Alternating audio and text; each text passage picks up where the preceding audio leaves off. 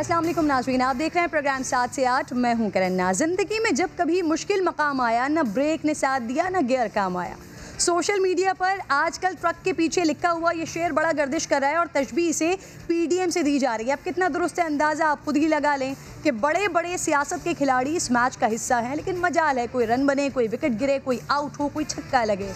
बड़े बड़ों की मुशावरत से बनने वाली पीडीएम पहले जलसे से ही हुकूमत गिराने का दावा करने वाली, लाहौर के रास्ते में ही आर या पार कर देने वाली, खान साहब के इस्तीफे की डेडलाइन देने वाली, सेनेट इंतखाबात और बल्दियाती इंतखाबात के बॉयकॉट का दावा करने वाली, असेंबलियों से इस्तीफों की बातें करने वाली, तहरीक अदम एतमाद पर नंबर पूरे होने का यकीन रखने वाली, अपने ही दावों में बेयकीन दिखाई दे रही है, यू टर्न्स पे यू टर्न्स ले रही है, खुद साख्ता तारीखें आगे बढ़ा कर हुकूमत को वक्त दे रही है, गोया फेस सेविंग के लिए रास्ता तलाश कर रही है कि भूल सको तो भूल जाओ। अब पीडीएम का सारा एतमाद सेनेट इलेक्शंस पर है, देखिए कि वहाँ क्या होता है। वैसे मियाँ साहब, मरियम बीबी, बिलावल भुट्टो हर जलसे में इस्टेब्लिशमेंट को हदफ तनकीद बनाते रहे। जब वहाँ से भी गलत बयानी का सर्टिफिकेट मिला तो मौलाना साहब पूछते हैं फ़ौज को वजाहत देने की क्या ज़रूरत पेश आ गई। तो वैसे मौलाना साहब कहने को तो आप पीडीएम के सरबराह हैं। जब पीडीएम रहनुमा तनकीद और दावे कर रहे थे कि आपने उनसे पूछा था कि आपको ये कहने की ज़रूरत क्यों पेश आ गई। चलिए अब तो ओपन ऑफर है, कोई राबते हुए हैं तो सबूत पेश करते, वरना कहा तो ये भी जा रहा है कि आपकी तहरीक को अवामी पजीराई नहीं मिल रही। कहीं ऐसा ना हो गलत बयानी पर सुबकी ज़रूर हो जाए। प्रोग्राम में आपको खुशामदीद कहूँगी नाज़रीन। इंतहाई अहम मामलात हैं आज प्रोग्राम में डिस्कस करने के लिए। तो हैदराबाद में पीडीएम का मैदान सजा है। बिलावल आज भी अवाम को हुकूमत की गंदम चीनी चोरी यही कहानी सुनाएंगे। आटा चीनी चोरों की इस हुकूमत में गरीब की चूल्हा बंद है। शुगर पे करप्शन, आटा पे करप्शन, तेल पे करप्शन, हर पाकिस्तानी का जेब पे डाका। शुगर पे करप्शन, इमरान खान ने खुद करप्शन किया। मीडिया खामोश, हम करप्ट है, ये फरिश्ते। हमारा नैब और हमारे इदारे वफाकी करप्शन को फैसिलिटेट करें। आपका अपना ब्यूरो ऑफ स्टैटिस्टिक्स कह रही है कि तारीखी तौर पे महंगाई बढ़ रही है। जो गंदम पंजाब में आटा बनने के लिए इस्तेमाल होनी चाहिए थी वो खैबर पख्तूनख्वा गई और इंसानों के बजाय मुर्गियों के लिए जो है वो इस्तेमाल होना शुरू हुई। प्राइम मिनिस्टर ने खुद ही आटे और चीनी के बहरान में अपनी नाकामी का इतराफ़ किया। प्राइम मिनिस्टर ने खुद इतराफ़ किया है कि आटे का बहरान पैदा हुआ और चीनी का बहरान पैदा हुआ। कहते हैं मुझे नहीं पता 400 अरब की चीनी चोरी हो गई, मुझे नहीं पता 250 अरब की आटा चोरी हो गया, मुझे नहीं पता 300 अरब की चीनी की चोरी इमरान अहमद नियाजी के हुक्म से हुई है। चीनी महंगी कर दी, रोटी महंगी कर दी। तो नाज़रीन ये सुन रहे हैं ना बड़े दिनों से, लेकिन कुछ खबरें मैं भी आपको सुनाना चाहती हूँ। 26 मई 2019 2 से 2.5 लाख गंदम की बोरियां सिंध हुकूमत के वेयर हाउसेस से गायब हो गईं। 8 सितंबर 2019 8 लाख टन गंदम में से 3 लाख टन चूहे खा गए, जिसका इंकशाफ ईसीसी मीटिंग में हुआ। महकमा फूड सिंध के खिलाफ 15 लाख रुपए की गंदम चोरी स्कैंडल में 2 मई 2020 को नैब सक्खर ने 10 लाख रुपए की गंदम बरामद की है। 6 नवंबर 2020 को नैब ने इसी स्कैंडल में डिप्टी डायरेक्टर फूड सिंध को उनके घर से गिरफ्तार किया है। अब जरा आइए, जनवरी 2021 पर अदालत ने सिंध फूड डिपार्टमेंट के अफसरान समेत 9 अफराद पर गंदम स्कैंडल में फर्द जुर्म आयद किया है और 7 फरवरी 2021 को सिंध फूड डिपार्टमेंट ने 6 साल पुरानी 32,000 टन पुरानी गंदम रिलीज़ कर दी है, जो गंदम इंसानों के खाने के काबिल ही नहीं थी। और सोने पे सुहागा ये है कि ये गंदम चोरी में मुलव्विस अफसरान को बार बार तैनात भी किया जाता रहा है। डिप्टी डायरेक्टर कराची के ओहदे पर एक अफसर मुसलसल 9 मरतबा तैनात किया गया है। और इस पर कमाल यह है कि डिप्टी डायरेक्टर कराची अपनी तैनाती हमेशा गंदम खरीदारी के सीज़न में ही करवाया करते थे और सीज़न ख़त्म होते ही छुट्टी पर चले जाया करते थे। इस पर ज़रा मज़ीद भी बात कर लेते हैं। मंसूर मुगैरी मेरे साथ मौजूद हैं। और ज़रा मुझे ये तो बताएं कि क्यों थी सिंध हुकूमत इन पर इतनी मेहरबान? देखें, ये बहुत बड़ा स्कैम है महकमा खुराक का। हम हर साल बताते रहे हैं कि महकमा खुराक के गोदामों से लाखों बोरियां चोरी होती हैं, लेकिन उन अफसरान को बार बार तैनात किया जाता है। उनके पीछे बहुत बड़ा रैकेट है। सरकार के जो लोग हैं, बड़े बड़े अहम ओहदों पे जो फायज है, वो उनकी तैनातियां कराते रहे हैं। अब आपको समझ में बात आनी चाहिए। हम कौम को ये बताना चाह रहे हैं कि आखिर क्या वजूहात हैं कि जिन पे लाखों गंदम की बोरियां चोरी करने के इल्ज़ामात हैं उनको सस्पेंड किया जाता है, उनकी चोरी पकड़ी जाती है, उनकी रिकवरी होती है, उसके बाद दोबारा उनको तैनात किया जाता है। मैं अपने नाज़रीन को ये भी बताना चाहता हूँ कि महकमा खुराक के कोई जो अफसरान थे उन्होंने एक थ्योरी बना रखी थी कि लाखों गंदम की बोरियां आप वहाँ से चोरी करके फ़रोख्त करो, करोड़ों रुपए आपके पास आ जाएंगे, करोड़ों रुपए लेके आप अपना बिज़नेस करो, उसके बाद जब बात खुल जाए, पकड़ी जाए, तो वो करोड़ों रुपए आप किस्तों की सूरत में आप दे दें। अब डिप्टी डायरेक्टर कराची के ओहदे पर जिस शख्स को तैनात किया गया, मेरे सोर्सेज बता रहे हैं कि 9 मरतबा उस एक शख्स को तैनात किया गया और वो हमेशा सीज़न शुरू होने से पहले मार्च महीने में जब गंदम प्रोक्योरमेंट की सीज़न शुरू होती है 1 माह या 1.5 माह पहले वो आके तैनात होते थे। उसके बाद 4-5 माह जो है वो जो सीज़न के जो पूरी सीज़न लगाने के बाद अगस्त सितंबर में छुट्टी लेके चले जाते, फिर मौज मस्तियाँ करते रहे हैं। तो बहुत बड़ा रैकेट है। अभी तक उस तक जो है वो किसी की रसाई नहीं हुई है, नेब भी पहुंच नहीं पाई है। अभी हाल ही में कोर्ट के हुक्म पे उस अफसर को हटाया गया है। जी ठीक है मंसूर, मैं आपसे अगला सवाल ये करना चाह रही थी कि सरकारी गोदामों से गंदम सिक्योरिटी होती है अच्छी खासी, उसके बावजूद चोरी कैसे हो जाती है? तो आपकी बातों के अंदर ही वो जवाब भी मिल रहा है कि फिर पूरा का पूरा अगर रैकेट मौजूद है तो ऑब्वियसली तो ये तो बड़ा आसान काम हो जाता होगा। कुछ नाम, कुछ ऐसे, कुछ आपके पास बड़ी इत्तलात होती हैं, बड़ी अंदर की खबरें होती हैं, कुछ पता चल सका है आपको इस रैकेट में कौन कौन है? कि ये धंधा जो है गोरख धंधा गुज़िस्ता 8-10 सालों से हो रहा है। आप हैरान हो जाएंगी कि सिंध के तमाम जितने गोदाम हैं अगर वो खाली करके उनकी गिनती की जाए तो हर गोदाम से 30,000, 40,000, 50,000 गंदम की बोरियां शार्ट होंगी, कम होंगी। और कराची के जो 3 गोदाम में लांडी में, वो मेरे सोर्सेज कह रहे हैं कि लाखों बोरियां कम हैं।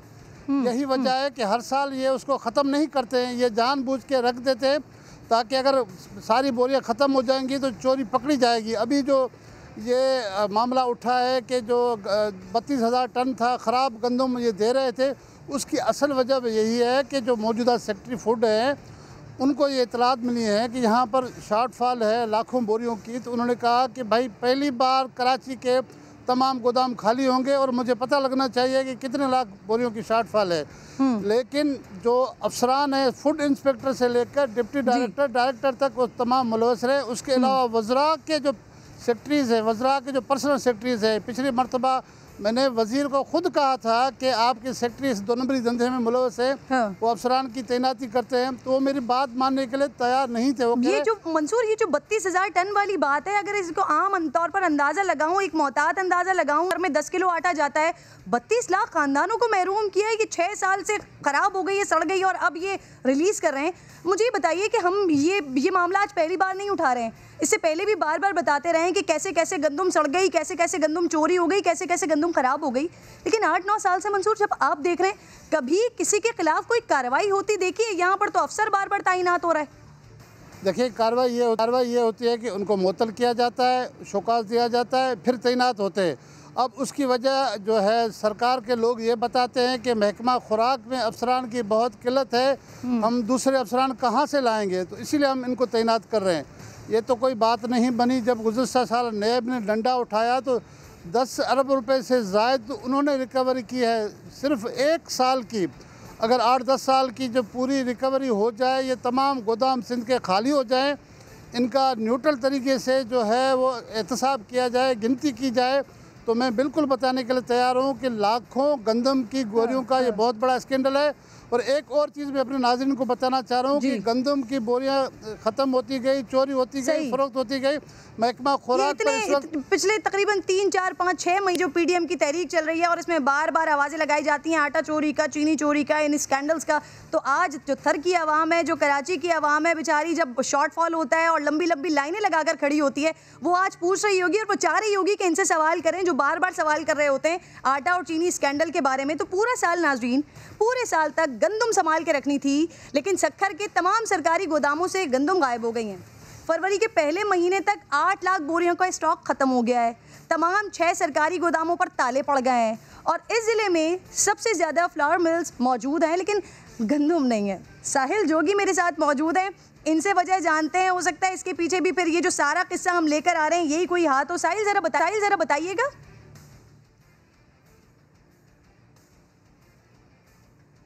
जी किरण, सक्खर के गोदाम है, टोटल 6 गोदाम हैं, लेकिन 6 गोदामों में ही यहाँ के DFC नसरुल्लाह चांडी उसका कहना है कि गंदम नहीं है और गंदम जो है वो स्टॉक खत्म हो गया है। गंदम का स्टॉक जो है 23 फेलोर मिल से यहाँ उनको दिया गया है और गंदम की जो अब मैं बताता चलूँ कि सीजन है और 4 माह भी नहीं गुजरे, लेकिन सक्खर के 6 गोदामों से गंदम गायब है और गंदम कहाँ गई कुछ पता नहीं और कोई डिटेल देने के लिए भी तैयार नहीं है। और मैं ये भी बताता चलूँ कि DFC ने ये एतराफ़ किया है कि 2019 में सिंध हुकूमत की जानिब से कोई गंदम की खरीदारी नहीं हुई। गंदम की खरीदारी ना होने की वजह से जो पिछले 3 सालों का स्टॉक था वो स्टॉक जो मुख्तलिफ फ्लोर मिल्स को दिया गया है। और DFC नसरुल्लाह चांडी ने ये भी एतराफ़ किया है कि जो गंदम स्टॉक थी 3 सालों की वो खराब गंदम थी और जो शिकायतें सामने आ रही है। बहुत बहुत शुक्रिया आपका साहिब। क्या ये अच्छा हुआ हैदराबाद में जो आज PDM का जलसा हो रहा है, तो बिलावल साहब लगे हाथ तो इस पर भी जरा बात कर दें और इसके लिए भी फिर तहकीकात की बात भी कर दें, ऐलान भी कर दें। बहरहाल जनाब डिस्ट्रिक्ट फूड कंट्रोलर नसरुल्लाह साहब कहते हैं कि 2 से 3 साल तक गंदम इशू की नहीं गई, 2019 में गंदम खरीदी नहीं गई, पुराने सालों के स्टॉक रिलीज़ हुए हैं जिनमें शिकायत आई हैं, 2020 में फ्रेश खरीदारी हुई है। सक्खर के फूड कंट्रोलर मान गए कि हाँ गंदम ख़राब होने और चूहों के खाने की इत्तलात जो हैं वो बिल्कुल सही हैं, दुरुस्त हैं।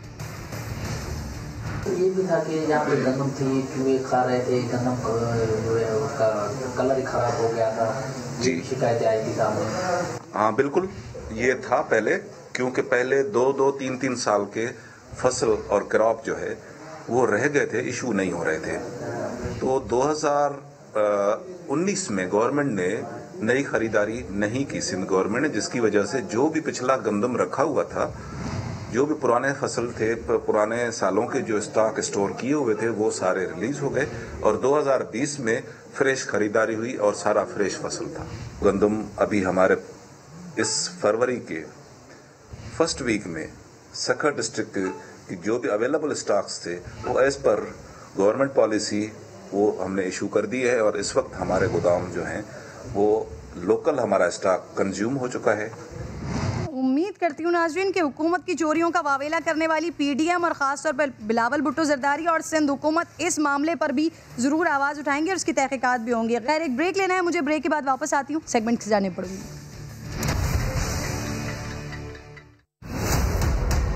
रेट लगने शुरू हो गए, इस इलेक्शन की भी रेट लगने शुरू हो गए। बदकिस्मती से हमारे मुल्क में जुर्म और सियासत और जमहूरियत जुड़ जाते हैं।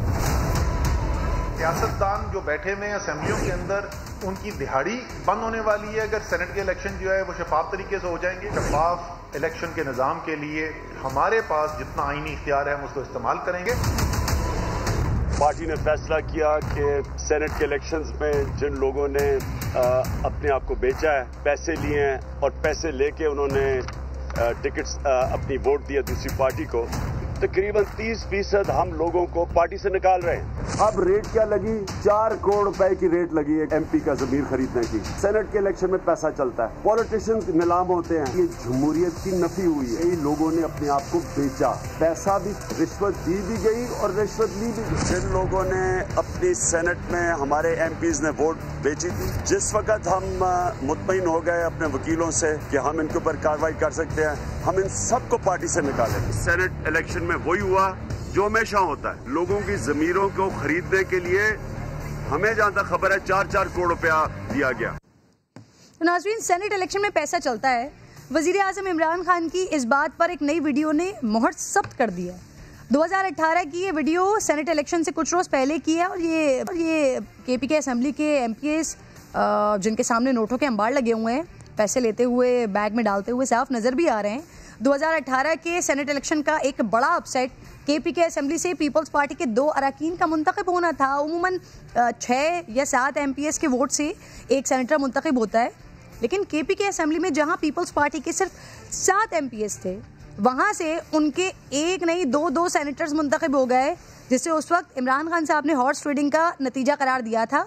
उसके बाद PTI ने अपने MPs की इंक्वायरी शुरू की और 20 अरकान को पार्टी से निकाल दिया था। अब जब ये वीडियो सामने आई है तो इसमें पैसे लेने वालों में मौजूद खैबर पख्तूनख्वा हुकूमत के वज़ीर कानून भी शामिल थे। सुल्तान मोहम्मद इस वक्त कौमी वतन पार्टी में शामिल थे, बाद में तहरीक इंसाफ में शमूलियत इख्तियार की और मौजूदा हुकूमत में सूबाई वज़ीर भी बन गए। अब वजीर आजम ने उनसे फौरी इस्तीफा लेने का हुक्म दे दिया है। इसके अलावा नाजरीन, इस वीडियो में जो चेहरे वाजे हैं उनमें उबैद दुरानी, मेराज हुमायूं, जरीन जिया, आरिफ यूसुफ, सरदार इदरीस, बाबर सलीम, ये लोग या तो पीटीआई का हिस्सा या फिर इत्तेहादी थे। अब पैसे लेने वाले तो गिरफ्त में आ रहे हैं, लेकिन पैसे देने वाले कौन थे, ये मामला जरूर हल तलब है। अगर सूरत हाल को देखा जाए तो पीपल्स पार्टी केपी से फायदे में रही है। रुबीना खालिद गुरकी और बहरमन तंगी सेनेटर मुंतखब हुए थे। सूबाई वजीर शौकत यूसुफजई साहब दावा कर रहे हैं कि उन्हें 10 करोड़ रुपए की पेशकश की गई थी। ये ऑफर एक खातून लेकर आई थी जिनका ताल्लुक पाकिस्तान पीपल्स पार्टी से था। इस पर कितनी हकीकत है? शौकत यूसुफजई साहब भी प्रोग्राम में साथ मौजूद हैं, तो बेहतर जवाब दे सकते हैं। शौकत साहब, मैं खुशामदीद कहती हूँ आपको। सर अस्सलाम वालेकुम। सिर्फ वो खातून कौन थी जिन्होंने आपको 10 करोड़ रुपए की ऑफर की थी सर, वोट खरीदने के लिए? शौकत साहब देखो मैं तो उनको ज़्यादा नहीं जानता हूँ। एक एनजीओ की मुझे तो जो उन्होंने अपना तारुफ कराया था उस वक्त, और मैं हैदराबाद में था, मुझे उनकी कॉल आई कि जी आप PK2 से हैं। मैंने कहा जी हाँ, PK2 से मेरा ताल्लुक है। तो उन्होंने कहा कि जी मैं आपके लिए हल्के के लिए बहुत अच्छा पैकेज लेकर आई हूँ जो एजुकेशन के हवाले से। तो मैंने कहा बहुत शुक्रिया जी, आप किधर हैं? तो कहती है मैं आपके घर के बाहर खड़ी हूँ। तो मैंने कहा आप अंदर जाएं। मैंने फ़ोन किया उधर, मैंने कहा जी इनको बिठाएं, मैं आ रहा हूँ। मैं आया, उनसे बात की, मैंने कहा जी आप बताएं आपका कौन सा एनजीओ है, कौन से वो है? तो उन्होंने कहा जी फ़िलहाल तो मैं एक काम से आई हूँ और मैं एनजीओ से भी हूँ, मैं आपको पैकेज वो भी दूंगी, प्रोजेक्ट भी दिखाऊंगी, लेकिन पहले ये कि आपका वोट हमें चाहिए। तो मैंने कहा जी मेरा वोट किस लिए आपको चाहिए? आप सेनेट के लिए खड़ी हैं? कहते नहीं मैं नहीं खड़ी हूँ, कोई हमारा उम्मीदवार खड़ा है, लेकिन आपने मेरे साथ कमिटमेंट करनी है। तो मैंने कहा बीबी मेरा वोट तो पीटीआई का है, जाहिर है पीटीआई ने हमें यहाँ जितवा के यहाँ बिठाया है। तो उन्होंने कहा नहीं मैं आपसे फ्री में नहीं लेना चाहती हूँ, ये बैग जो है ये भरा हुआ है। मैंने कहा जी आप पैसे लेकर आई हैं तो प्लीज निकल जाए यहाँ से और आप खाओ। तो वो डट गई, उसने कहा नहीं नहीं आप सोचें। मैंने कहा जी प्लीज आप निकल जाएं। जब वो ज्यादा इसरार करें तो मैं खुद बाहर निकल आया और मैंने उनसे कहा, मैंने कहा प्लीज आप जाएं, अगर आप खातून ना होती तो शायद मैं कुछ और कर लेता, लेकिन आप इज्जतदार खातून है, आप चली जाएं यहाँ से। उसके बाद वो चली गई। एक शादी में मेरे से उनकी मुलाकात हुई थी इस्लामाबाद के अंदर जी। जो ये 11 या किस तरह के कोई वो है एक शादी हाल में, तो मुझे देखते के साथ ही उन्होंने कहा ये पागल है। तो मैंने कहा क्यों मैं पागल हूँ? कहते बस पागल हो ना, जिन्होंने लिया उनका किसी ने क्या बिगाड़ा? तो मैंने कहा नहीं जी इंशाल्लाह आप देखेंगे बिगाड़ा क्या, उनको सियासत से हाथ धोना पड़ेगा। हाँ। तो बड़े हंसी, उसने कहा तुम पागल हो। मैंने कहा अच्छा ठीक है। मैं उसके बाद पहले मुलाकात हुई थी ना बाद में। सर खातून का नाम क्या था? और मैं तो नहीं जानता, लेकिन इस वाकये के बारे में पूरा ये आपकी पार्टी के इल्म में है, ये पूरा वाकया सर उस वक्त आपने बताया था? जी बिल्कुल। ये जो हम और MPA थे, जब मैंने डिस्कस किया तो उन्होंने कहा जी ये खातून हमारे पास भी आई थी, जिसमें हमारे अरबाब जानदाद साहब हैं, एक उस वक्त वो उसके थे, हमारे MPA थे। इस तरह जो हमारे इस वक्त डिप्टी स्पीकर साहब हैं, उन्होंने कहा तो मेरे पास भी आई थी। तो लेकिन ये कि ये जो खातून थी ये पीपल्स पार्टी के लिए वोट मांग रही थी, लेकिन किसके लिए मांग रही थी ये नहीं पता, लेकिन उन्होंने कहा जी हमें पीपल्स पार्टी से। यही तो मैं जानना चाह रही हूँ सर, कौन थी वो खातून? हर किसी के पास जा रही थी सर ये। अब मुझे तो नहीं पता, शायद हमारे जो दूसरे दोस्त हो शायद, क्योंकि मैंने तो बात ही नहीं की उसके साथ ज्यादा। मैंने कहा जी प्लीज आप चले जाएं। हो सकता है उनको मालूम हो, जानते हो। ये था कि खूबसूरत औरत थी और वो शायद आई डोंट नो कि क्यों उसको भेजा गया था हमारी तरफ। और जो 3 MPA, ये तो मुझे भी पता है कि अरबाब जानदाद साहब ने कहा कि वो तो मेरे पास भी आई थी, मुझे भी उसने ऑफर किया। इस तरह क्यों लग रहा है मुझे ऐसा कि आप अभी भी पर्दा रख रहे हैं? जो भी थी, लेकिन नहीं मैं पर्दा नहीं रख रहा। मुझे जरूरत क्या है पर्दा रखने की? मेरे उस खातून से कोई ताल्लुक नहीं है, मैं कोई जानता नहीं हूँ उसको, न मैंने कोई इंटरेस्ट रखा उसमें, क्योंकि मुझे पता है कि मैं यहाँ तक पहुंचा हूँ तो पीटीआई का उसमें बहुत बड़ा हाथ है। क्योंकि अगर पीटीआई के अलावा कहीं इलेक्शन लड़ूं तो शायद यूनियन कौंसिल का इलेक्शन भी ना जीतूं, और बगैर पैसों के मैं जीता आ रहा हूँ अल्लाह के फजल से। मैं PK2 से इलेक्शन लड़ा, बगैर पैसों से इलेक्शन किया। इस इलेक्शन में मेरे 4,70,000 रुपए लगे हैं और वो भी 2 मरतबा मैं इलेक्शन। सर जिस इलेक्शन के बारे में, सेनेट इलेक्शन की सीट के बारे में खान साहब ने खुद भी इसका तस्करा किया, हॉर्स ट्रेडिंग यहाँ पर हो गई सर। फिर आप खुद भी बता रहे हैं कि आपके दीगर MPAs वगैरह को भी ये खातून उनसे भी मिलने के लिए आई, उनको भी ऑफर्स की गई। तो सर खलबली नहीं मची पार्टी के अंदर? आप लोगों ने कोशिश नहीं की कि जाना जाए, पता तो करें कि आखिर है कौन जो आ रही है, सबको ऑफर्स कर रही है? ये तो देखो बाद में पता चला ना कि फलां के पास भी गई है फलां के, लेकिन वो सिर्फ अकेली तो नहीं थी ना, खलबली तो वैसे ही मची हुई थी क्योंकि एक तो मंडी लगी हुई थी वहां पे, कोई अकेली वो तो नहीं थी ना। आप 34 देखे, आपने कहा 4 वोटों की जरूरत थी, 4 वोटों से मेंबर नहीं बनता था, 17 वोटों से बनता था, तो 17 दूनी 34। अब 34 MPs को आप जब खरीदेंगे तो इसका मतलब हर एक को अप्रोच किया है ना, तो हर एक को अप्रोच किया है तो तब जाके उन्होंने 2 सीटें जीती है ना।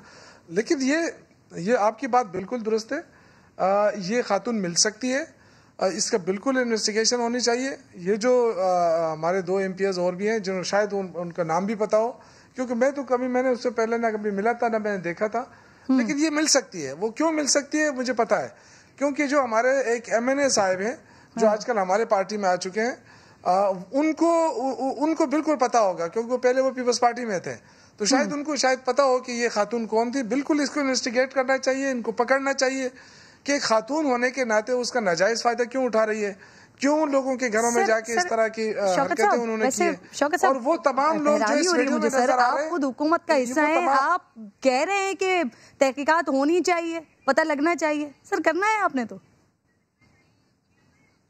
नहीं, मैं यही कह रहा हूँ ना, देखिए डेफिनेटली करना हम नहीं है, लेकिन ये होना चाहिए। मैं ये कह रहा हूँ कि देखिए वो तमाम लोग जो वीडियो के अंदर, देखिए कुरान का अल्फाज है राशि वल मुर्तशी किलाउमा फिन्नार, ये अकेले ये नहीं है कि जिसने लिया हमने उसको सजा दे दी, जो दे रहा है वो इक्वली रिस्पॉन्सिबल है। तो फिर तो मेरे ख्याल से जो वीडियो में आ रहे हैं उन सबके खिलाफ एक्शन होना चाहिए, इन सबको जो है ना, क्योंकि ये अमीन और सादिक नहीं रहे। अभी जब अमीन और सादिक नहीं रहे तो सारी जिंदगी के लिए बैन हो सकता है इनके ऊपर। तो मैं तो ये सोच रहा हूँ कि इस तरह करना चाहिए। हो सकता है मैं खुद भी सोच रहा हूँ कि मैं कोर्ट चला जाऊँ, अदालत चला जाऊँ। अब देख रहा हूँ कि कोई ऐसा वकील मुझे मिले जो फ्री में केस करे कि या कोई पार्टी का वकील देखता हूँ। इस पे जरूर हमें करना चाहिए कि फॉरएवर इसका रास्ता बंद होना चाहिए। सर वजीर आजम ने भी तो इस पर कह दिया है ना सर, सुल्तान मोहम्मद साहब के लिए महमूद खान साहब को फौरी तौर पर इनका इस्तीफा लिया जाए। सर नहीं, वो तो कह दिया है। देखिए बेसिकली देखें, वो जब ये उनकी जो वीडियो आई है उस वक्त ये हमारी पार्टी में नहीं थे और बाद में आए हैं। अब वीडियो आ गई है उनकी, तो मॉरली तो ये वज़ीर आज़म साहब ने कहा है कि उनसे कहते हैं वो खुद ही इस्तीफा दे दें। और फिर वज़ीर आला साहब को उन्होंने मैसेज भी भिजवा दिया कि इनको इनसे क्या इस्तीफा दे दें, क्योंकि वो हमारे पार्टी का नहीं था उस वक्त। लेकिन ये अखलाकी वो है कि जब हम करप्शन के खिलाफ बात करते हैं, हमारी स्ट्रगल रही है 24-25 साल। इमरान खान की एक बहुत लंबी स्ट्रगल है और आज अल्लाह ने मौका दिया है हमें। ये मौका दिया है कि आज पाकिस्तान की सियासत जो है वो एक नए दौराए पे आ गई है। जो चीज़ें हम कहते हैं कि जी धांधली होती है, हम ये कहते हैं इलेक्शनों में पैसा लगता है, जब हम कहते हैं कि जी आप मुझे बताएं कि अगर हम आज इस पे खामोश रहते हैं, आज अपोजिशन क्यों इसकी मुखालिफत कर रही है? इसलिए कि उनके पास तो और चारे दी। शौकत साहब, जिस वक्त ये मामला खुला था सामने, फिर उसके बाद 20 पार्टी अरकान को आप लोगों ने निकाला भी था, तो सर वो उन लोगों के बारे में पता कैसे चला था कि ये 20 वो अरकान हैं जिन्होंने पैसे लिए हैं? देखिए ये तो उस वक्त जो वज़ीर आज़म साहब तो उस वक्त नहीं थे, वो हमारे चेयरमैन थे पार्टी के, इमरान खान साहब। उनको बाकायदा इतला मिली, फिर उन्होंने बुलाया और उन्होंने कहा कि जी इन लोगों के हवाले से मुझे इतलात मिली है। देखिए ये वाइट कॉलर क्राइम है, इसको एकदम पकड़ना काफ़ी मुश्किल होता है। लेकिन ये जी बताया किसने था सर? नहीं, मुझे तो नहीं पता किसने बताया था, मुझे ये नहीं पता किसने बताया था, लेकिन मैं आपको ये अर्ज़ कर रहा हूँ कि उस वक्त इमरान खान साहब ने कहा था कि ये फलां लोग बिके हैं और इनके खिलाफ हमने एक्शन लेना है। और फिर उसके बाद आपने देखा एक्शन लिया उन्होंने। उस वक्त कुछ लोग कोर्ट में चले गए, उन्होंने कहा कि जी कुछ ने कुरान शरीफ उठाया कि जी मैंने तो करप्शन की नहीं है, मैंने तो पैसे नहीं लिए। तो मेरे ख्याल से उस वक्त जो काफ़ी अरसे तक अभी भी केसेस चल रहे हैं अदालतों के अंदर, कुछ लोग जो गए हैं और कुछ लोगों ने केसेस वापस ले लिए हैं। तो अब जो वीडियो में नजर आ गया, मेरे ख्याल से उनको तो खुद ही केसेस वापस ले लेने चाहिए। अगर वो नहीं लेते तो मेरे ख्याल से 2018 वाले मामला तो अभी आप लोगों के सामने आ गए। दूसरी तरफ कल आप बिलावल की बात सुन रहे थे, वो लोग अभी भी पूरा एतमाद है, अगर ओपन बैलेटिंग भी होती है तब भी टफ टाइम देंगे आप लोगों को। सर समझते हैं आप पेशावर में मुश्किलात इस बार भी सेनेट इलेक्शन में पेश आने वाली है पीटीआई को? देखिए ये सिर्फ पीटीआई की बात नहीं है, ये कोई ये ना समझे कि पीटीआई वाले सारे बिकेंगे या इस तरह नहीं है। ये एक देखिए हम एज ए नेशन, हम कौम को क्या मैसेज देते हैं कि हर दफ़ा जो अपर हाउस में लोग भेजते हैं वो सिर्फ पैसों वाले लोग होते हैं। कोई दिमाग वाले लोग नहीं जा सकते ऊपर, कोई अच्छे लोग, कोई रिटायर प्रोफेसर, कोई रिटायर डॉक्टर, कोई रिटायर इंजीनियर, क्या ये लोग नहीं जा सकते? या इवन हमारे सीनियर जर्नलिस्ट? मसला ये है कि वहाँ इन्होंने नो गो एरिया बनाया हुआ है कि जी वो जाएगा जिसके पास पैसा है। ये तो फर्स्ट टाइम पीटीआई के अंदर हुआ कि हमने उन लोगों को इलेक्ट किया जो अल्लाह के फजल से, वो फैसल जैसे लोग जो जिसके 4,500 रुपये टोटल खर्चा आया था, शिबली जैसे जो लोग, इस तरह के लोग भी तो आए हैं ना सेनेट के अंदर। लेकिन मैं अगेन ये अर्ज कर रहा हूँ कि देखें ये हमारे लिए बेहतरीन मौका है। आज बिलावल जरदारी की स्पीच में सुन रहा था, वो ये तो कह रहा है कि जमहूरियत को खतरे में डाल दिया है। क्या जमहूरियत पैसों से बनती है? क्या जमहूरियत इस तरह बनती है कि चौक चौराहे में आप जाएं, लोगों को खरीदें, फिर आप कहें कि जी हम जमहूरियत मजबूत कर रहे हैं? लाना तो ऐसी जमहूरियत के ऊपर। इसी जमहूरियत की वजह से तो मुल्क तबाह हुआ है। आपका लीडर करप्ट हो, आप कभी तरक्की नहीं कर सकता मुल्क। आपके नुमाइंदे करप्ट हो तो मुल्क कैसे तरक्की करेगा? ये बात तो बिल्कुल क्लियर होनी चाहिए कि जिन लोगों के ऊपर करप्शन के इल्जामात है, उन के ऊपर सारी जिंदगी बैन होनी चाहिए। ये नहीं हो सकता कि आज मैं माफ कर लूं कि चलो जी खैर है, कोई बात नहीं है, इस तरह नहीं होना चाहिए। अच्छा सर, आपने ये तब जाके माशरा दुरुस्त होने वाली जो बात की है शौकत साहब, ये बताइएगा, ये जो 20 लोग निकाले गए थे उस वक्त 2018 में सेनेट के इलेक्शन के बाद, सर वो अभी असेंबली का हिस्सा है?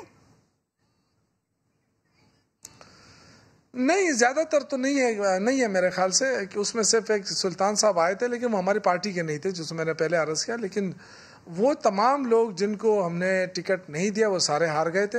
हालांकि ये मुश्किल फैसला था और इमरान खान ने जो फैसला किया था उस वक्त मेरे ख्याल से हर एक के अंदर ये करेज होनी चाहिए, लीडर के अंदर, कि उसको जब पता हो। लेकिन यहाँ तो लीडर करप्ट, वो तो खुद पैसे दे रहे हैं कि जी लोगों को खरीदे, तो वो उन लोगों के खिलाफ क्या कार्रवाई करेंगे? और ऐसे लोगों को हम अपने लीडर मानकर बैठे हुए हैं और 70 सालों से चला रहे हैं इस मुल्क को। देखिए ये मौका है, अवाम को खुद निकलना चाहिए, अवाम खुद इन लोगों का पीछा करे, इनसे नफरत करे। लेकिन फिलहाल सर जो वीडियो सामने आई है, अभी तो आप लोगों को जरूरत है कि कोई ऐसी स्ट्रैटेजी बनाएं कि इस बार वफादारियां तब्दील ना हो सर, इस बार इस तरह की वीडियो सामने ना आए। बहुत बहुत शुक्रिया शौकत जी, प्रोग्राम में आप मौजूद थे। वक्त खत्म हो गया नाज़रीन, इंशाल्लाह मुलाकात होगी आपसे कल। अपना ख्याल रखिए, अल्लाह ने के बाद।